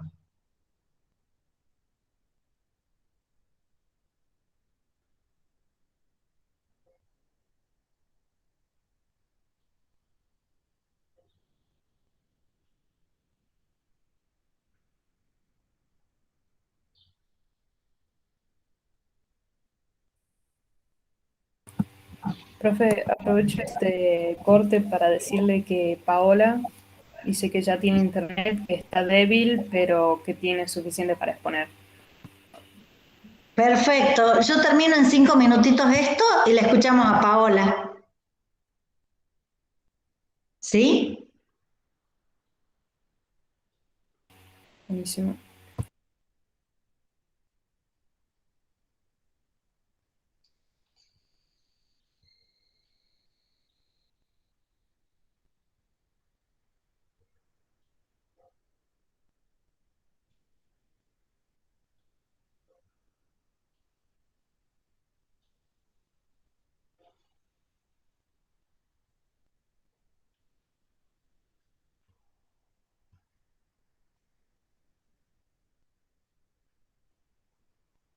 Bueno, no les di los 5 minutos, pero a lo mejor podemos ir mirándolo para que no nos quedemos con tan cortito tiempo. Estas 3 fases. Fíjense, a la izquierda tienen las 3 fases.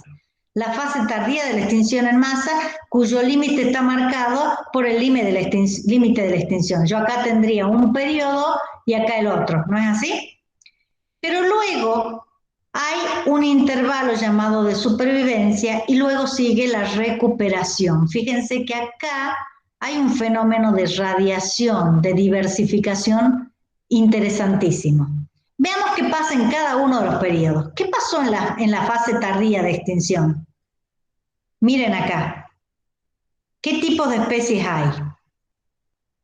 Supervivientes son aquellas que soportaron esos cambios abruptos. Es más, pueden sobrevivir y aun cuando se reduzca su cantidad, si sobreviven al intervalo de supervivencia, pueden ser los puntos de partida para la evolución de nuevas especies. ¿Sí? En la fase de recuperación. Acá. Después tenemos algunas de las especies supervivientes que pasaron la fase de extinción, pero se extinguieron tardíamente. ¿Lo ven? No todas siguen a la siguiente fase, sino que algunas se extinguen en los primeros periodos de la siguiente etapa. Fíjense que acá aparecen los taxones Lázaro. Los taxones Lázaro son aquellos que parece que se pierden en la extinción masiva, ¿sí? Acá no está muy bien representado, pero si bien se pierden acá, este es el que se ve mejor, no están en el momento de extinción masiva, después parece ser que se recuperan. Acá uno de estos taxones se extinguió, pero hay uno que sobrevivió a toda la fase. A mí me gustaría más representar un taxón Lázaro como aquel que parece que desapareció. Acá obviamente no desapareció. Y acá lo veo recuperarse, y tal vez acá incluso ramificarse. ¿Sí? Esos taxones Lázaro, ¿ven? Están acá representados. También podemos llamarlos taxones progenitores. Son los que si sobreviven a ese llamado intervalo de supervivencia, donde los que sobrevivieron, algunos terminan de extinguirse, van a dar lugar a la recuperación posterior. ¿Sí? Miren las especies desastres. ¿Qué características tienen las desastres y las oportunistas?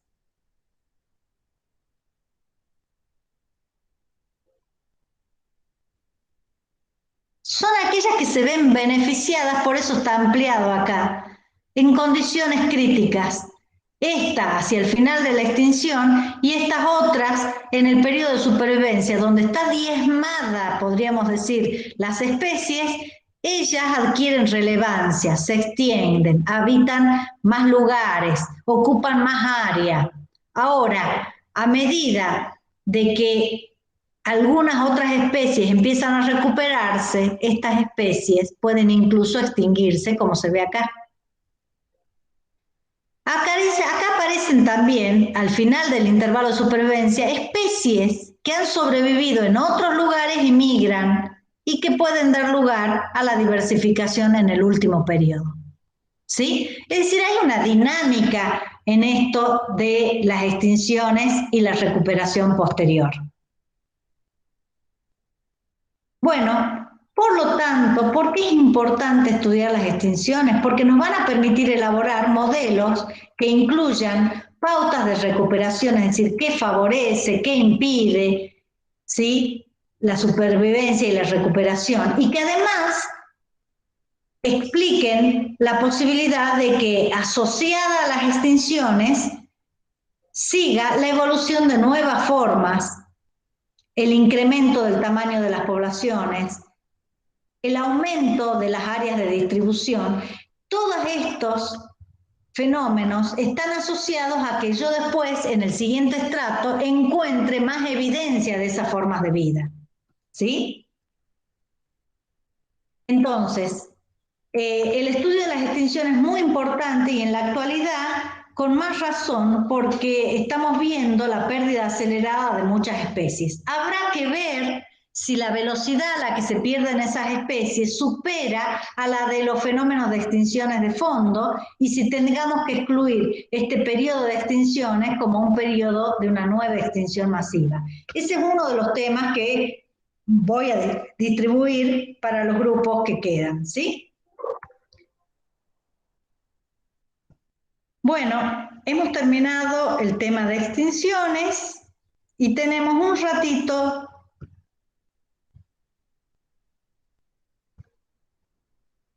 para que Paola termine de explicarnos lo que quedó a medias. ¿Te parece, Paola, que compartas la imagen si es que la necesitas y nos resumas el trabajo que tenían ustedes? Ya una parte lo explicó tu compañera contando de cómo el problema de la especie era un problema que venimos heredando desde la taxonomía, cómo era visto por Darwin, ¿sí? ¿Y qué nos propone Maillet? Sí, profe, lo voy a dar más resumido por las dudas. Sí, sí. Bueno. Te escuchamos. Prestamos atención. Espera.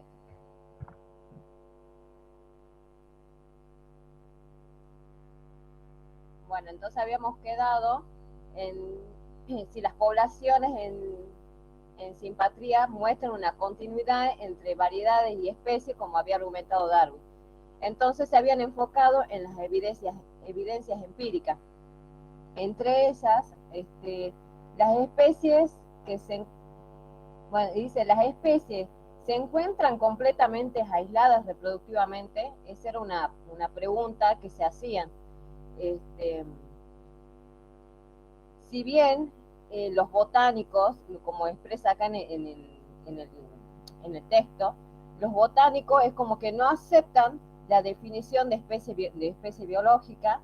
¿Por qué? Porque en plantas ocurre bastante hibridación entre formas y razas ecológicas dentro de la especie. Entonces, como que explica acá que los botánicos no aceptan esa idea. Es por eso que en este trabajo se trataron de enfocar más en animales, en qué es lo que pasaba con los vertebrados y los invertebrados. Entre ellas vieron, se enfocaron en el aislamiento reproductivo. Entonces, ¿qué vieron? Lo que determinaron es que el aislamiento reproductivo esa compatibilidad reproductiva que estaba basada en la elección de pareja parece disminuir en proporción inversa al grado de divergencia genética y también en el tiempo que transcurría la divergencia. Obviamente que era distinto en los grupos de especies que ellos habían visto.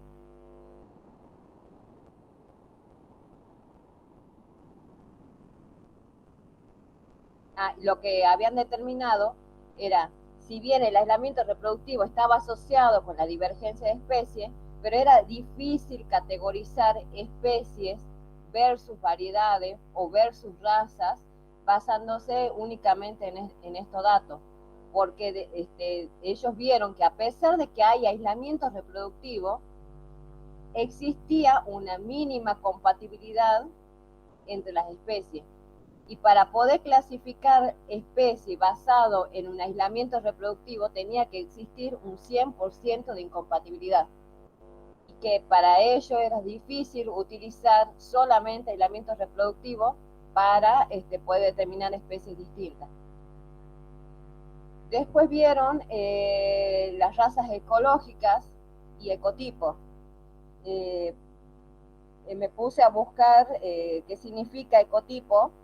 Y ecotipo hace referencia a una subpoblación genéticamente diferenciada que está restringida a un hábitat específico, a un ambiente particular o a un ecosistema definido con límites de tolerancias particulares a los factores ambientales locales. Y en cuanto a la población, a las razas ecológicas, es un subgrupo de una población local cuyos individuos tienen rasgos similares de tolerancias ambientales. Entonces, ¿qué decían ellos? ¿Qué dicen en este texto? Que las razas ecológicas o genéticas forman población, están dentro de forman población, está dentro de poblaciones simpátricas, pero existe un flujo de genes apreciable. Por lo tanto, entonces como que pusieron una estipulación que dice que la tasa de hibridación y flujo de genes debería ser superior a aproximadamente el 1% por generación en este tipo de raza y podríamos tener la tentación de clasificarlas en lugar como especies separadas si fuese menor del 1%.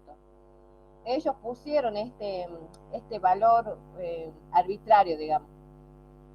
Pero también era imposible clasificar las razas ecológicas como especies separadas, ya que existe un extenso flujo de genes, aunque sea mínima, pero existía una tasa de flujo de genes entre estas razas ecológicas.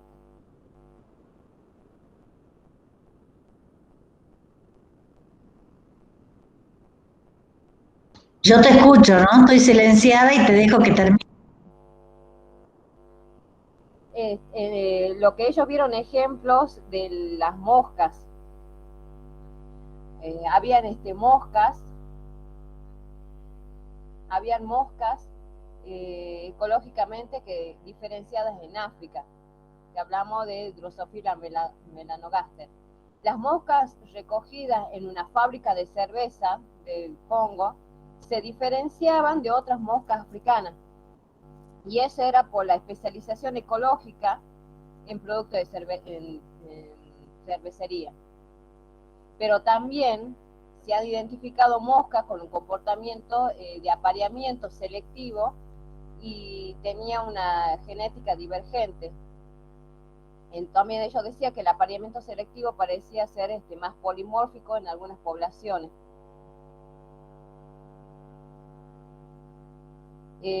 También daban otro ejemplo de las aves. Decía que las aves con picos cruzados evolucionaban con diferentes poblaciones de pino, y que los picos se diferenciaban en cuanto a su morfología, y también había una diferencia en cuanto al tipo de canto, y esto implicaba también que podían reproducirse en diferentes estaciones. Y al tener cantos diferentes en diferentes tipos de estaciones, esto podía estar relacionado con un apareamiento selectivo que era muy fuerte.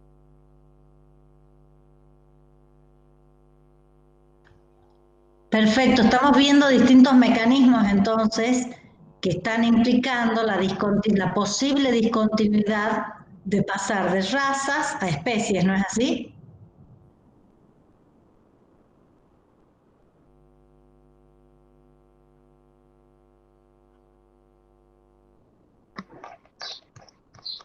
Sí, profe, no sé si se vuelve a quedar sin internet. No, ahí está. ¿Ahí está? Espera que se me va la imagen lo que estoy diciendo. Paola, por ahí si no compartís, tal vez tengas mejor conexión. No, pero yo comparto, profe. Ah, bueno. Eso, comparte una y la otra habla. Así tenés menos problemas, Paola. Eh,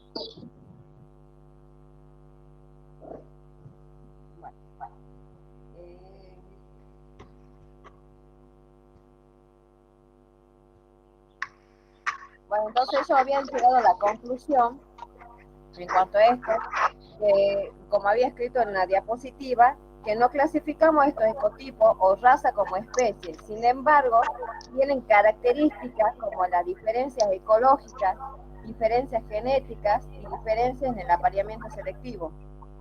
Por lo tanto, estos son claros precursores de especies, pero las altas tasas de flujo de genes y la probable sensibilidad a las condiciones ecológicas, entonces era como difícil usar como una característica para diferenciar las especies.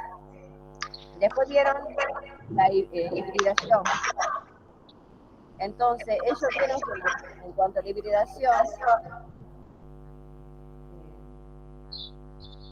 con estudios marcadores moleculares se estableció que la hibridación a menudo puede conducir a la introgresión y a veces a la especiación híbrida.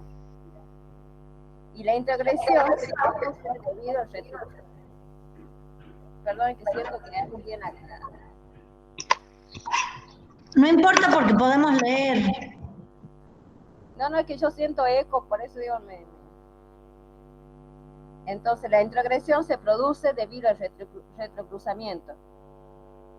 Y que el retrocruzamiento se debe especialmente y es común entre pares de especies recientemente divergentes.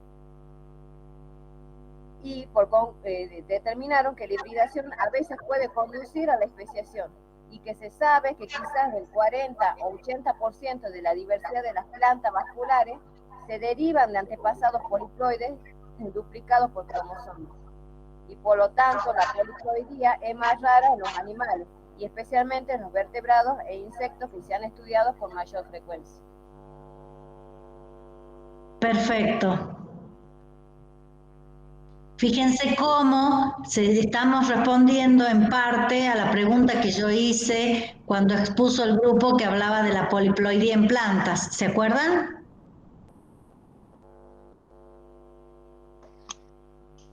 Sí, profe.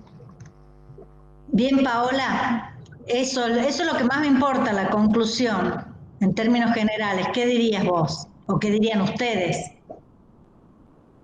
Bueno, como conclusión se mostraba en el artículo que trata de explicar que en la simpatía es evidente un continuo darwiniano de razas ecológicas y especies completas, y que esas difieren en términos de apareamiento selectivo y en la tendencia de producir híbridos estériles, y que en el caso de las razas ecológicas hibridan más libremente, muestran un apareamiento selectivo similar, pero es menos fuerte. Y también se conocen híbridos entre muchos pares de especies de animales, y que son a menudo lo suficientemente fértiles como para retrocruzarse con los padres, como decía Paola, y que hubo muchos estudios genéticos que demostraron que la hibridación puede ser importante desde el punto de vista evolutivo, ya que conduce a un flujo genético limitado o introducción entre especies y a veces una especiación híbrida. Más o menos lo que se sabía Exactamente, concluir. hay muchos estudios de hibridación. Sí, hay muchos estudios de hibridación que muestran que si bien no se genera una nueva especie, el retrocruzamiento con uno de los padres hace que se incorporen genes de la otra especie y muchas veces nuevas adaptaciones provienen de ahí. ¿Sí? Sí, sí, sí. Bueno, lamento, Paola, que te haya sido tan difícil poder conectarte. Hemos tratado de seguirte lo mejor posible. Yo sí les pido que que hagan resúmenes, que hagan mayor reducción de lo observado, ¿sí? Sean más puntuales para que cuando tengan que leer, a todos ustedes les va a pasar que van a mirar varias presentaciones. Entonces, mientras más concluyentes y cortos sean, mejor es para todos, ¿sí? Sí, profe. Bueno, ya voy a habilitar en una actividad que se llame tareas, que suban ustedes en forma de PDF las presentaciones con las modificaciones que les estoy pidiendo. Reducir al máximo. ¿Cuál es el problema? ¿Cuáles son las observaciones? ¿Cuáles son las conclusiones? Si el trabajo tiene alguna metodología que les parezca interesante, puntual, muy cortito, ¿sí? No nos interesa tanto el cómo, sino la conclusión a la que se arriba. Y obvio nos interesa la pregunta que se hacen. En este caso, por ejemplo, la pregunta es la importancia del aislamiento reproductivo y el grado de continuidad que hay desde razas ecológicas, por decir algo, o variedades, hasta especies, ¿sí? Así que atiendan a esto todos los grupos que han expuesto para que hagan esa representación cortita, ¿sí? Y que luego la suban luego en tareas. Yo voy a ver, yo no estoy segura si ustedes suben en tarea, si el resto de los compañeros lo puede ver o solo yo. Entonces, tal vez lo mejor sea que arme como la vez pasada un Padlet y ustedes suben el PDF ahí, ¿sí?